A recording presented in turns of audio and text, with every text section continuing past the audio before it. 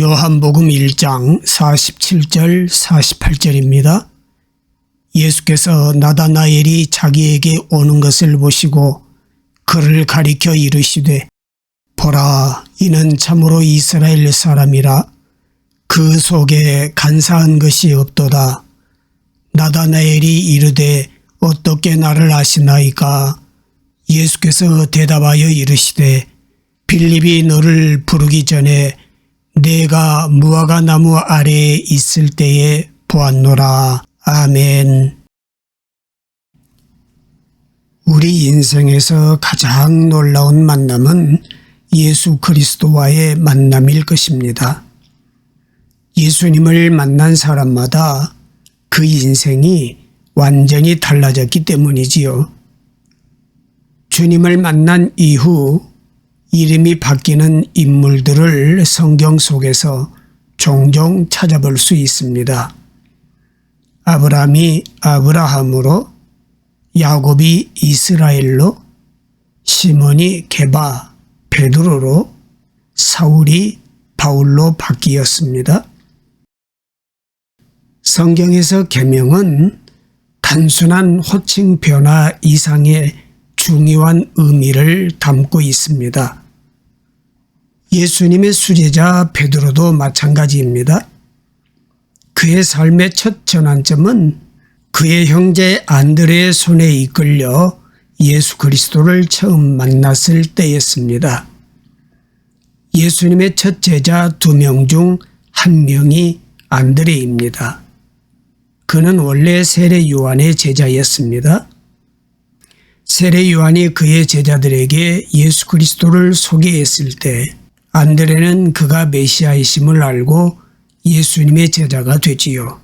그리고 이 놀라운 예수님을 자기 형제 시몬에게 소개했습니다. 안드레가 시몬을 데리고 예수님께로 왔어요. 예수께서 시몬을 보시고 그의 이름을 새롭게 지어주시지요. 요한복음 1장 42절에 예수께서 보시고 이르시되 내가 요한의 아들 시몬이니 장차 게바라 하리라 하시니라. 게바는 번역하면 베드로라, 이렇게 말씀하고 있습니다.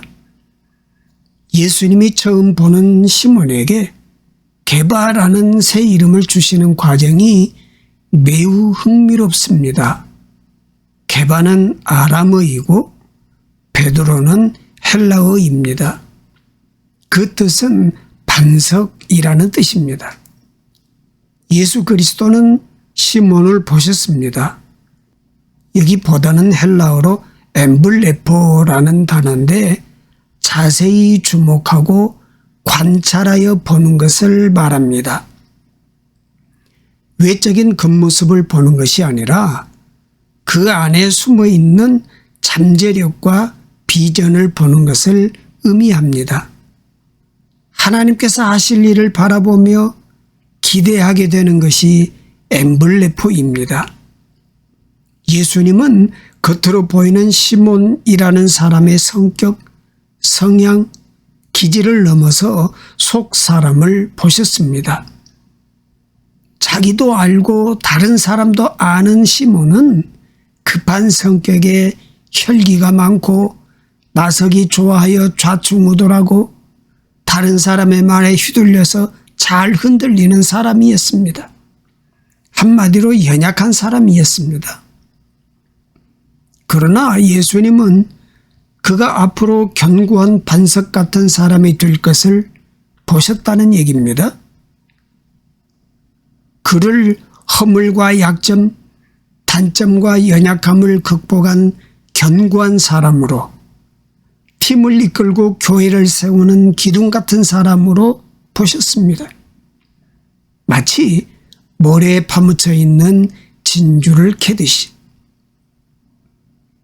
천재 예술가 미켈란젤로가 조각한 모세상이 있습니다. 그는 벌판에 오랜 세월 버려진 덩치만 큰 쓸모없는 바위를 일꾼들에게 부탁하여 자기 작업장으로 옮겼습니다. 사람들은 이 천재 조각가가 무슨 일을 하는지 궁금하여 가끔 천막 안 작업실을 기웃거렸습니다. 미켈란젤로는 큰 망치, 작은 망치로 큰 조각칼, 작은 조각칼 등을 사용해서 때로는 과감하게 깨트려서 떠내고 작게 다듬기도 하면서 작업을 했습니다. 그리고 드디어 그의 작품을 사람들 앞에 전시했습니다.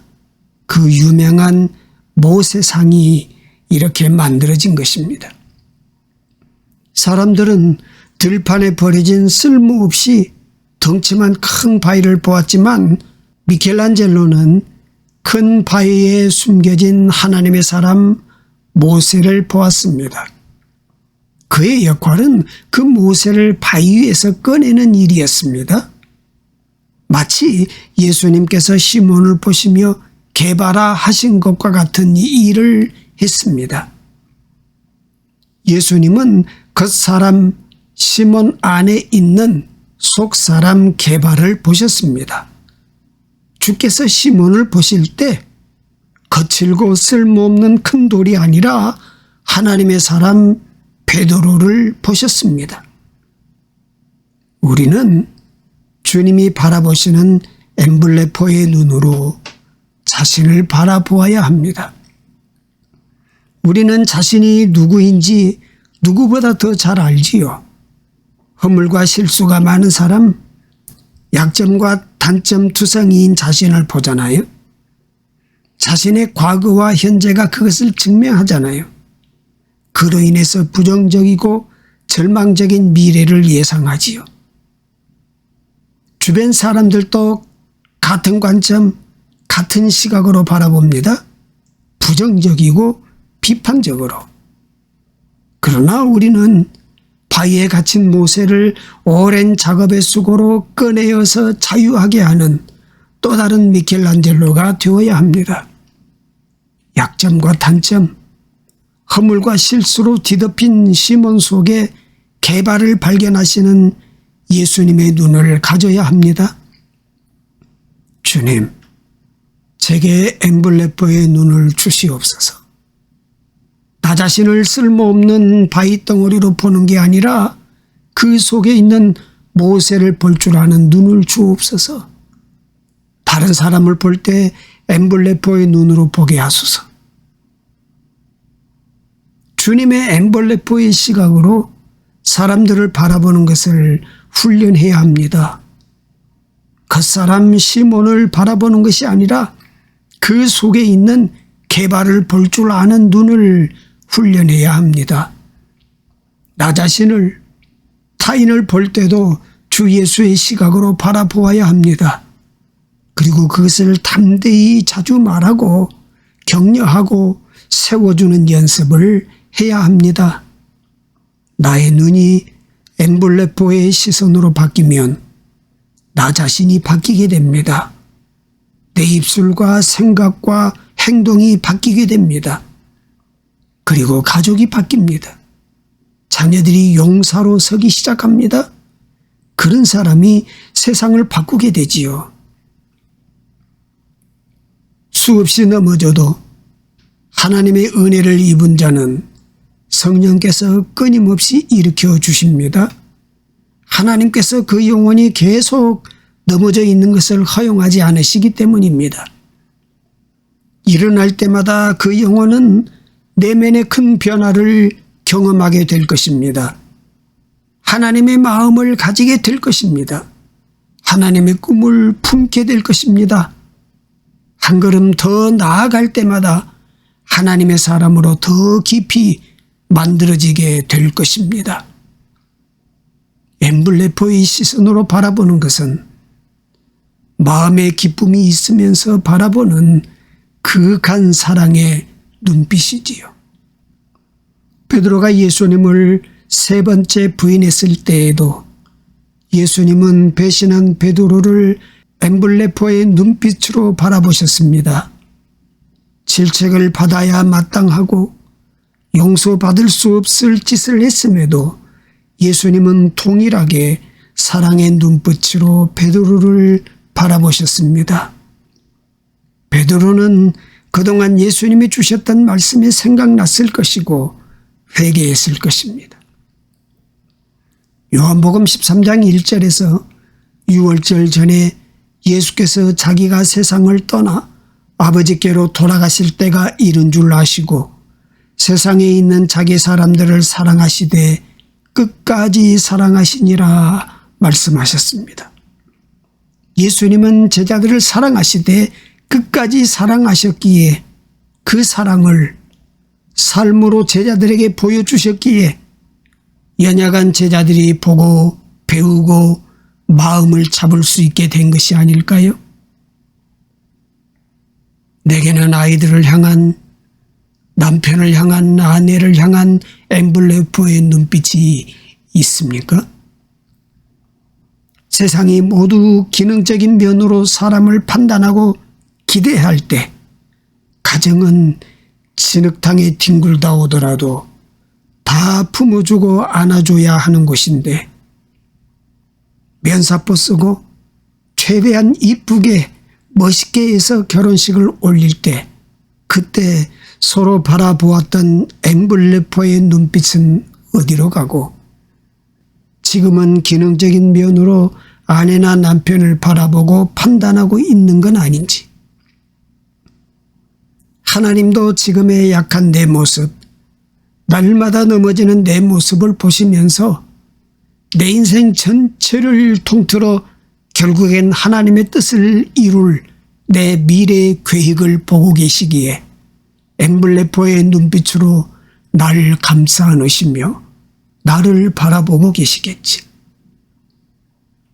사람의 변화는 눈물의 양이 채워져야 변화된다는데 기도 없는 잔소리로 피곤하게 만들지 말고 속상할 때마다 눈물로 하나님께 나아가는, 가정을 위해 눈물의 병을 채워가는 내가 되어야 하지 않을까요?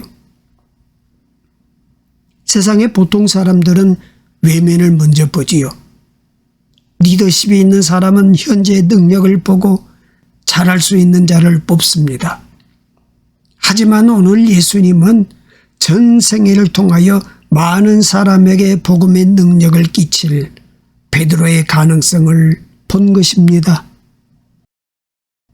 저와 여러분은 그동안 어떤 눈으로 사람들을 보아왔습니까? 또 상대방이 엠블레포, 즉 가능성의 눈으로 우리를 본다 할 때 나는 과연 이 가능성의 점수를 몇 점을 줄 수 있나요? 가족들에게 엠블레포의 눈빛으로 하나님의 마음같이 현실의 모습을 보고 기도 없는 잔소리하고 화내는 것이 아니라 기대하는 눈빛으로 가족을 바라보는, 삶으로 사랑을 표현하는 남편과 아내가 되었으면 좋겠습니다.